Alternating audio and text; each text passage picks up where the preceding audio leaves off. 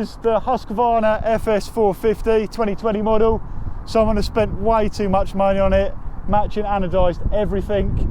Electric start, 63 horsepower, 108 kilos. So it's about 580 horsepower per tonne, which is a pointless statistic, but it sounds good. We're going to have a look at wheeling it in a lot of gears, probably explain shift locking. A lot of people have asked me actually about shift locking. And when I say a lot of people, I mean 2 people have asked me before about shift locking. So we're going to go through that. And then I want to see if it picks up in 2nd, 3rd, 4th, 5th, and we'll see how it wheelies.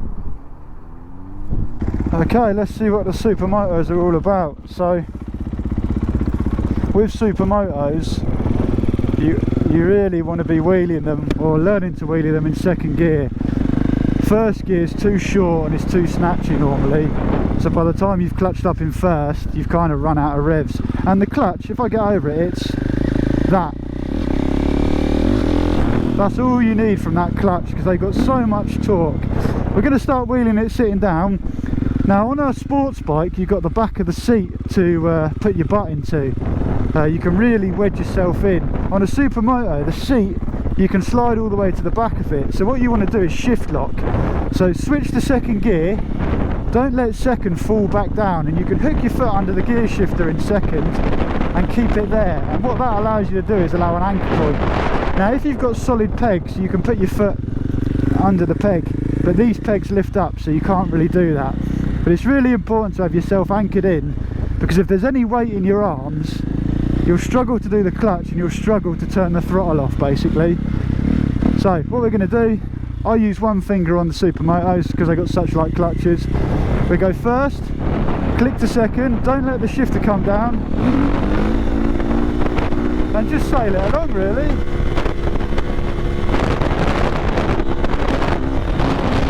And that's lovely.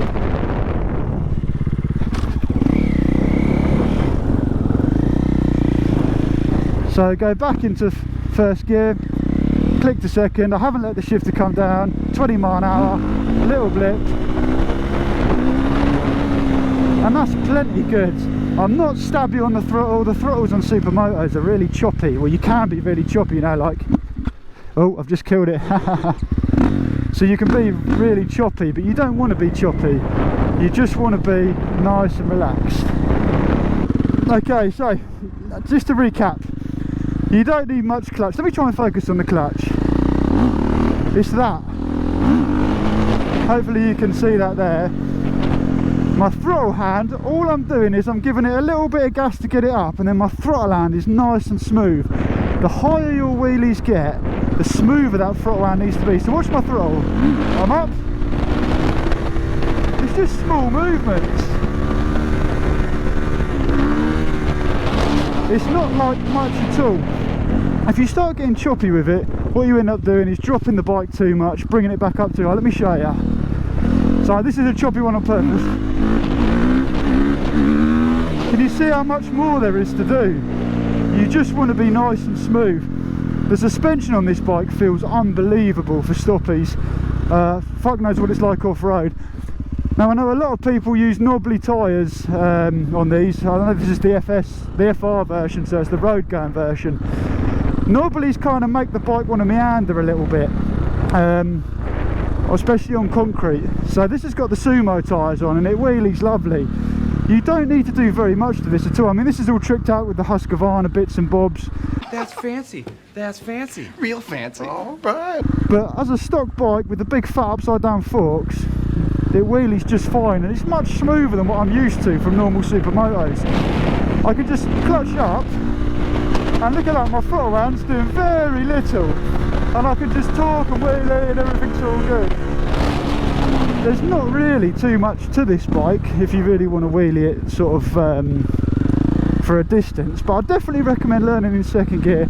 For you on the roads, 2nd, 3rd. Now 3rd's a bit more floaty, and you've got to make sure you've got enough room before you run out of room. But yeah, I don't often get to ride Supermotos, but when I do, I really enjoy them. They're so much lighter than the sports bike. Yeah, I don't really know what to say. Oh, one little tip as well on these that I forgot to mention. So hopefully you can see the foot brake. If you miss that, it's really easy to slide off that. It happens quite a lot, even with the spike ones. When you clutch up wheelies, make sure your foot is touching the engine case. That way I can always find my brake. If I start to ride my feet out a little bit and have to then find it like that, you can slip off. You do that, the bike's gone. So when I start to wheelie, I make sure my foot is into the engine case like that. And then when I clutch up, I know I can brake. So I know I'm all good. And that's kind of like a key tip there, to make sure that you're nice with it. Let me show you what first gear is like, just so you're aware. Way to snatcher, clutch up. I've run out of revs pretty much at 20 miles an hour. And also with first gear, when you roll off, there's so much engine braking, the bike wants to come back down. Whereas second gear, when you roll off, you kind of got a little bit more time before the bike wants to drop, so it's a much friendlier gear to wheelie in. I'm really impressed with this Supermoto. It's got so much power. Let's try second to third, shall we? So we'll clutch up.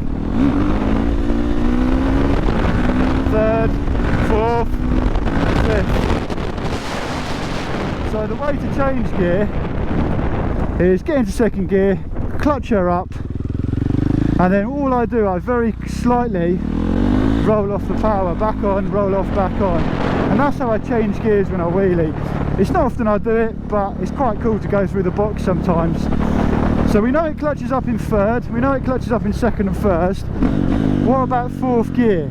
I mean, this is like a motorway gear, isn't it, fourth gear? Let's see if she'll come up in fourth. So, first, second, third, fourth.